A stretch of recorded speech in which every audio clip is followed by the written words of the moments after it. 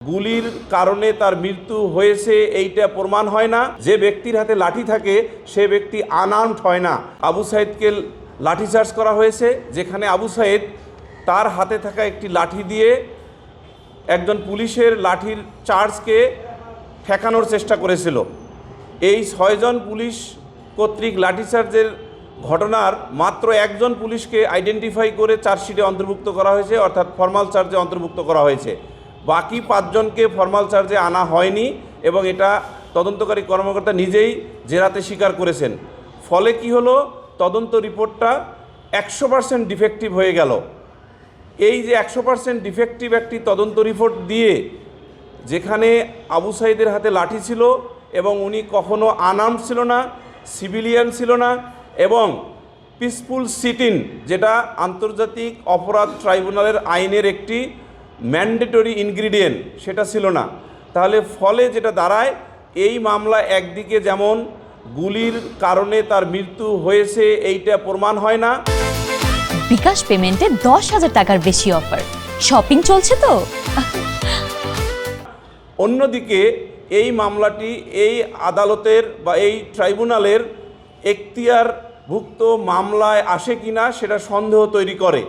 যেহেতু আমরা এই 3 জন আসামির পক্ষে সুস্পষ্টভাবে এই গ্রাউন্ডসগুলো দিয়ে লিখিতভাবে উপস্থাপন করে আর্গুমেন্ট করেছি, তাই আমাদের প্রত্যাশা হলো এই 3 জন আসামি বেকসুর খালাস পাইবেন। আবু সাইদ যখন দুহাত প্রসারিত করেছিল, আপনারা এখনও ভিডিও দেখতে পারবেন। আল জাজিরার যে ভিডিওটি উপস্থাপন করা হয়েছে প্রসিকিউশনের পক্ষ থেকে,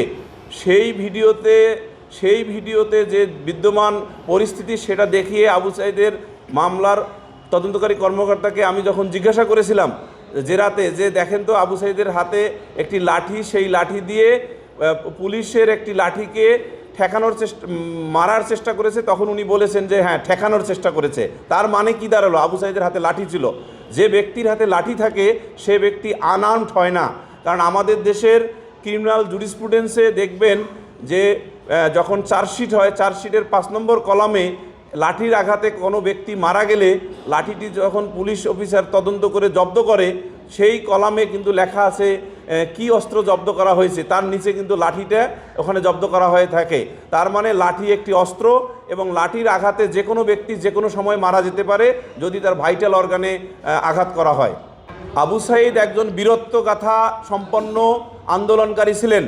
আমার সুস্পষ্ট আর্গুমেন্ট ছিল এই ট্রাইব্যুনালে যে আবু সাইদ যেহেতু একজন বীর ছিলেন এবং তার বীরত্বগাথা রাষ্ট্র স্বীকৃতি দিয়েছে, তার এই বীরত্বগাথার ঘটনাটিকে ছাপিয়ে একজন আনআর্মড পিসফুল সিটিং সিভিলিয়ান হিসেবে তার এই মামলাটা এখানে আনাটা আইনগতভাবে কতটুকু যুক্তিযুক্ত তা ট্রাইব্যুনালের ফাইন্ডিংস এবং ভবিষ্যতে আপিল বিভাগের আপিলের নিষ্পত্তির মাধ্যমে ইহা পরিলক্ষিত হইবে বলে আমি বিশ্বাস করি।